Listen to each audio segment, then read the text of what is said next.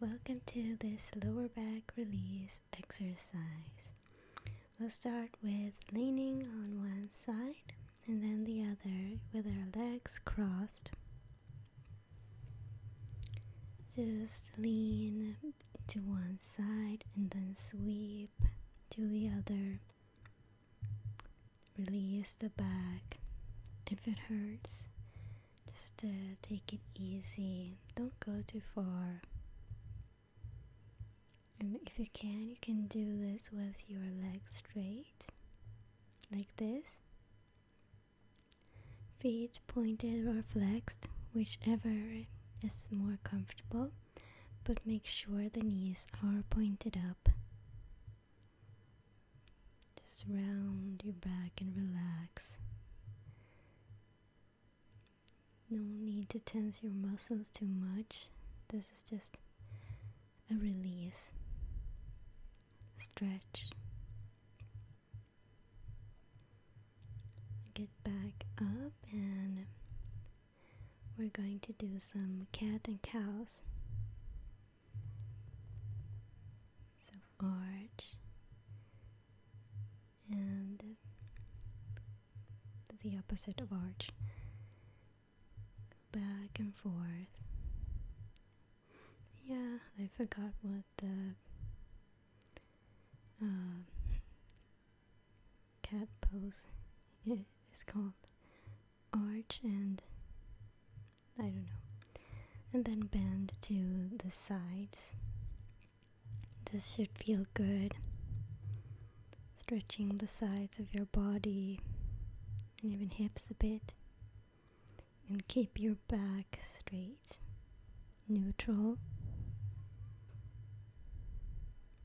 neck long, and get into a child's pose.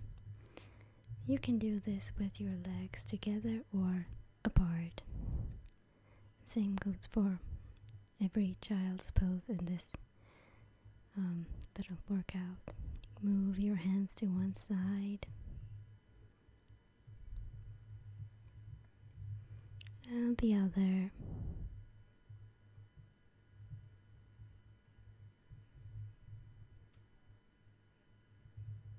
Just feel your back relax and release.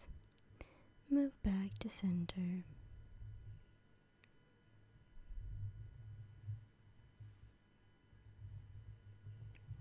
Get back up and go into a downward facing dog. Try to get your heels to the ground, but it's okay if they don't. Just make sure to keep your back straight. And try to push your shoulders down. You can see that my shoulders don't really come down that far. But you can always try. Go into a plank.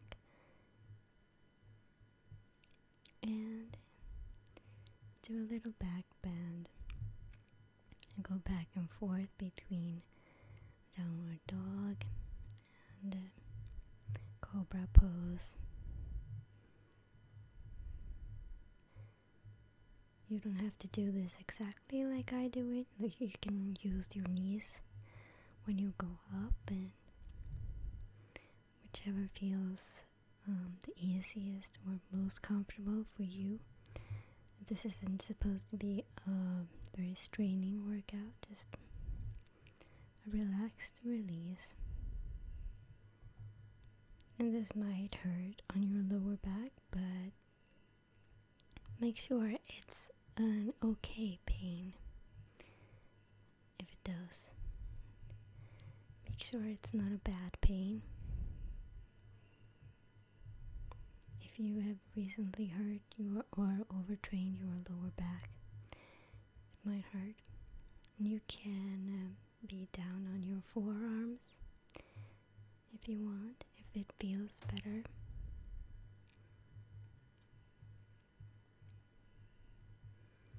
For me, my lower back is quite flexible, but sometimes it's still better to do the easy version. You can go into a child's pose to release.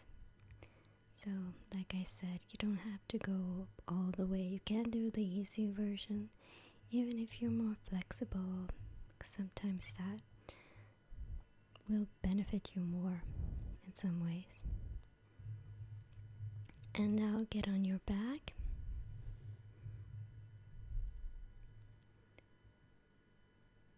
So now keep your legs bent and your lower back on the ground, and walk your feet back and forth, so in and out, keeping your lower back against the ground just to kind of activate the core.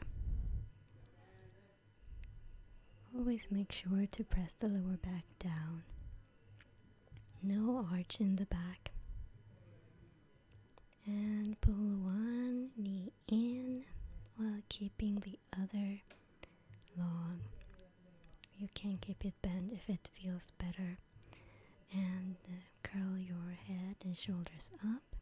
And we're going to switch legs. So switch, keeping your head and shoulders up. And if you can try to straighten your legs and do like a split version. I can't do the splits, so my legs don't go that far, but it's nice release for the back to stretch the legs like this. It's nice for the hamstrings too, and you can do some curls towards the leg if you want here. If it feels good, you can keep your leg bent instead if it's better for you. It's always whichever feels best for you. And the other side. So core exercises are good for stabilizing the back, just keeping it all together, keeping it strong, making sure it doesn't arch too much. And pull your knees in and rock back and forth. Just release.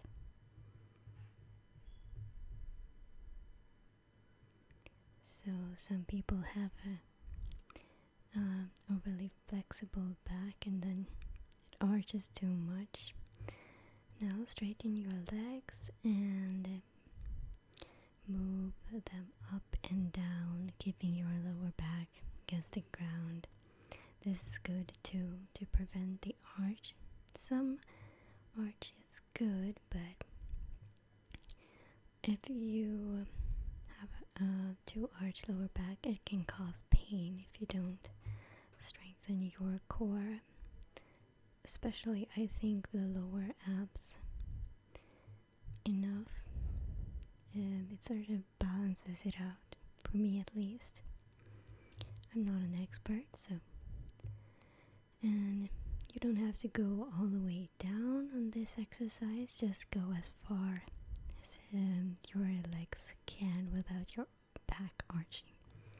And then hug your knees in again and rock back and forth. This is good for releasing the lower back. Now, lengthen one leg again and pull one knee in 90-degree angle. Make sure the leg or the knee is in a 90-degree angle. You should feel it in your hamstring, outer hip. You can even make some pulses with your leg, and I feel this in my outer hip or hamstring, kind of. I don't know how to explain, but yeah, I push my knee out with my hand to keep the 90-degree angle. This is good for the knees as well. Just don't push it out too far. And make some pulses if you want. this I've noticed this also strengthens my knees, which is good for flexibility exercises. And now you can do a pigeon pose, lying down, pulling your legs in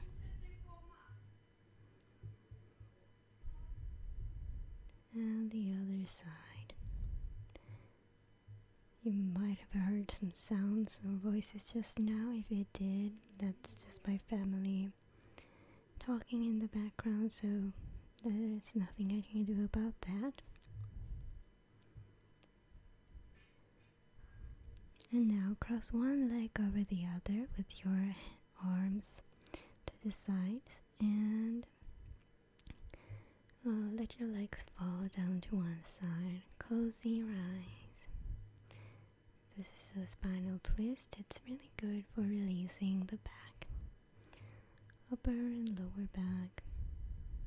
Just make sure that the shoulders are down, touching the ground. You can close your eyes if you want. No need to push your legs down or anything.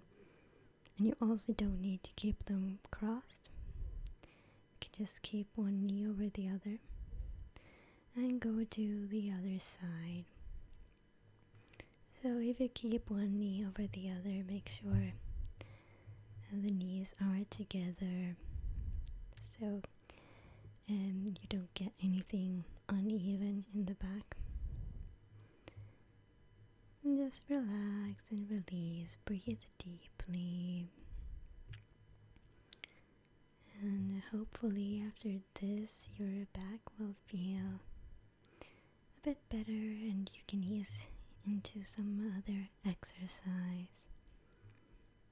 And then just take one last rock back and forth, massaging the lower back. Okay, so thank you for joining me on this back release workout. I hope you enjoyed. Goodbye.